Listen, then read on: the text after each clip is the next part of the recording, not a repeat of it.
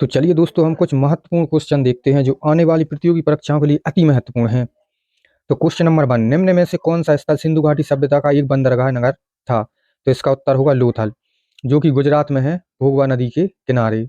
कालीबंगन है राजस्थान में, घग्गर नदी के किनारे, जहां से जुता हुआ खेत का साक्ष्य मिला। धोलावीरा है गुजरात, जहां से जल प्रबंधन के प्रमुख साक्ष्य मिले हैं। मोहनजोदाड़ो, जिसका अर्थ होता है मृतकों का टीला, यह पाकिस्तान में स्थित है, सिंधु नदी के किनारे। यहाँ से बृहत स्नानागार भी मिला है। क्वेश्चन नंबर 2, निम्न में से कौन सा एक जानवर सिंधु घाटी सभ्यता के मोहरों पर नहीं पाया गया? तो इसका उत्तर होगा घोड़ा। घोड़ा मोहरों पर नहीं पाया गया। बैल सिंधु घाटी का एक पवित्र जानवर था। क्वेश्चन नंबर 3, सत्यमेव जयते शब्द किस उपनिषद से लिया गया है? इसका उत्तर होगा मुंडको उपनिषद से लिया गया है। उपनिषद का अर्थ है गुरु के समीप बैठकर शिक्षा प्राप्त, ज्ञान प्राप्त करना। सबसे बड़ा उपनिषद है बृहदारण्यक, सबसे छोटा है मांडव्य। कुल संख्या है 108, प्रमाणक है 12। ऋग्वेद में सबसे महत्वपूर्ण और सर्वाधिक बार उल्लेखनीय नदी कौन सी है? इसका उत्तर होगा सिंधु नदी, सर्वाधिक बार उल्लेख हुआ। सरस्वती नदी सबसे पवित्र नदी, गंगा का उल्लेख 1 बार, यमुना का 2 बार। सरस्वती को मतेतमा भी कहा गया है, देवी तमा भी कहा गया है और नदी तमा भी कहा गया है। क्वेश्चन नंबर 5, जीवक प्रसिद्ध चिकित्सक किस शासक के दरबार से संबंधित थे? इसका उत्तर होगा बिंबिसार से, जो हर्यक वंश का संस्थापक था। मगध का पहला ऐतिहासिक वंश था। महापद्मानंद नंदवंश का संस्थापक था। जीवक को महात्मा बुद्ध के इलाज के लिए भेजा था बिंबिसार ने। काला अशोक शिशुनाग वंश से संबंधित था, जिसको हम काकवर्ण भी कहते हैं। अशोक मौर्य वंश से संबंधित था। महात्मा बुद्ध ने अपना पहला उपदेश कहाँ दिया था, जिसे धर्म चक्र प्रवर्तन कहा जाता है? इसका उत्तर होगा सारनाथ। सारनाथ में पहला उपदेश दिया था, जिसको धर्म चक्र प्रवर्तन भी कहते हैं। कौन सी भाषा में दिया था? तो पाली भाषा में। इनकी पत्नी का नाम यशोधरा। 29 वर्ष में गृह त्याग कर दिया, 35 वर्ष में बोध या ज्ञान प्राप्त हो गया। सारनाथ धर्म चक्र प्रवर्तन कहते हैं, जो पहला उपदेश दिया। जन्म हुआ 563 बीसी में। पिता का नाम था शुद्धोधन, माता थी महामाया, मौसी थी प्रजापति गौतमी।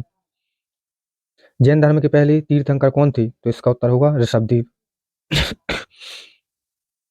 सूची 1 को सूची 2 से सम्मिलित कीजिए और नीचे दिए गए कोड का प्रयोग करके सही उत्तर दीजिए।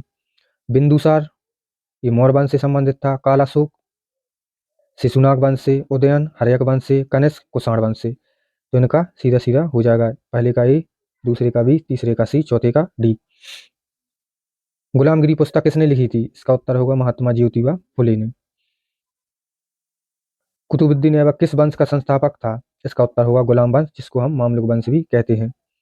गुलाम वंश रहा 1286 1290 84 साल। तुगलक वंश का था गयासुद्दीन तुगलक, जिसका समय है 1320 से 1414, जो कि 94 वर्ष रहा। खिलजी वंश है 1290 से 1320, जो 30 साल रहा। लोधी वंश का संस्थापक बहलोल लोधी, जो 1451 से 1526 75 साल। सैयद वंश का संस्थापक था खिज्र खां। किस मुगल शासक के शासनकाल को वास्तुकला का स्वर्ण युग कहा जाता है? तो इसका उत्तर होगा शाहजहां। चित्रकला का कहा जाता है जहांगीर को। औरंगजेब सबसे अधिक विस्तार 20 सूबे। शिवाजी ने अष्टप्रधान में पेशवा का पद किससे संबंधित था? इसका उत्तर होगा राज्य प्रशासन और वित्त के प्रमुख। 8 मंत्री थे प्रमुख पेशवा, जिसको आज प्रधानमंत्री कहते हैं। विजयनगर साम्राज्य की राजधानी क्या थी? इसका उत्तर होगा हम्पी, जो 1986 में विश्व विरासत स्थल में जोड़ा गया। तुंगभद्रा नदी के किनारे दक्षिण में स्थित है। स्थापना 1336 में। संस्थापक थे हरिहर और बुक्का, संगम वंश से संबंधित। निम्न कथनों पर विचार कीजिए। शेरशाह सूरी का वास्तविक नाम फरीद खान था, ये सही है। शेरशाह सूरी ने हुमायूं को चौसा के युद्ध में हराया था, ये भी बात सही है। तो कथन 1 और कथन 2 दोनों सही हैं। चौसा का युद्ध हुआ तो 1539 में। कन्नौज का युद्ध हुआ तो 1540 में। अक्टूबर 2025 में जापान की पहली महिला प्रधानमंत्री के रूप में किसे नियुक्त किया गया? इसका उत्तर होगा साने तकाइची। 16, भारत में स्थानीय स्वशासन के जनक, father of local self governance, किसे माना जाता है? इसका उत्तर होगा रिपन को। हड़प नीति से संबंधित है डलहौजी। बंगाल में द्वैत शासन को किसने समाप्त किया था? इसका उत्तर होगा वारेन हेस्टिंग ने समाप्त किया था। बेली जली सहायक संधि का जनक है, जो 1798 में की। 1757 में प्लासी का युद्ध हुआ। 1764 में बक्सर का युद्ध। 1765 में इलाहाबाद की संधि। विश्व स्वास्थ्य संगठन द्वारा जारी ग्लोबल टीबी रिपोर्ट 2025 के अनुसार भारत क्षय रोग या टीबी उन्मूलन के अपने 2025 के लक्ष्य से कितना दूर है? तो इसका उत्तर होगा देश 2025 तक टीबी को खत्म करने के अपने लक्ष्य के करीब कहीं भी नहीं है। भारत का पहला स्वतंत्रता संग्राम कब हुआ था? इसका उत्तर होगा 1857 में। 1885 में कांग्रेस की स्थापना, 1905 में बंगाल का विभाजन, 1942 में भारत छोड़ो आंदोलन। विधवा पुनर्विवाह को कानूनी मान्यता दिलाई थी, तो इसका उत्तर होगा ईश्वर चंद्र विद्यासागर 1856 में। राजा राम मोहन राय ने सती प्रथा का उन्मूलन में महत्वपूर्ण योगदान निभाया। ब्रह्म समाज के संस्थापक स्वामी दयानंद सरस्वती आर्य समाज की स्थापना की 1875 में। भारतीय राष्ट्रीय कांग्रेस की स्थापना कब हुई थी? इसका उत्तर होगा 1885, 28 दिसंबर 1885 में।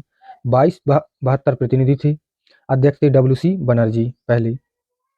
आर्य समाज की स्थापना स्वामी दयानंद सरस्वती ने 1875 में। 1905 में बंगाल विभाजन करजन के समय। लाल बाल पाल त्रिमूर्ति में कौन शामिल नहीं थे?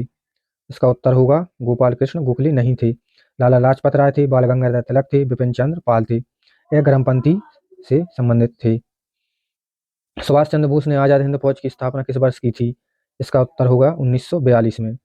ये हरिपुरा अधिवेशन के अध्यक्ष भी रहे 1938 में, और त्रिपुरी अधिवेशन के भी 1939 में। इन्होंने फिर इस्तीफा दे दिया था। निम्न में से कौन सा क्रिप्स इंडिया मिशन का प्रस्ताव नहीं था? तो इसका उत्तर होगा डी, युद्ध के तुरंत बाद पूर्ण स्वतंत्रता दी जाएगी, यह क्रिप्स का नहीं था। युद्ध भारत को डोमिनियन स्टेट दिया जाएगा, यह भी था। युद्ध के बाद संविधान बनाने वाली निकाय का गठन किया जाएगा, यह भी था। संविधान सभा में ब्रिटिश भारत और रियासतों के सदस्य शामिल होंगे, यह भी था। भारतीय संविधान कब लागू हुआ था? इसका उत्तर होगा 26 जनवरी 1950 को। 15 अगस्त 1947 को भारत आजाद हुआ। 26 नवंबर 1949 को संविधान बन के तैयार हुआ। 14 अगस्त 1947 को पाकिस्तान अलग राष्ट्र बना। भारतीय संविधान की ड्राफ्टिंग कमेटी के अध्यक्ष कौन थे? इसका उत्तर होगा बाबा साहब भीमराव अंबेडकर। इनकलाब जिंदाबाद का नारा किसने दिया था? इसका उत्तर होगा हजरत मोहानी, जिसको भगत सिंह ने लोकप्रिय बनाया। सूची 1 को सूची 2 से सम्मिलित कीजिए। व्यक्ति और उनकी पुस्तक। जवाहरलाल नेहरू की है discovery of India. Maulana Abul Kalam Azad की है इंडिया विंस फ्रीडम। दादा भाई नौरोजी की है poverty and the un British rule in India.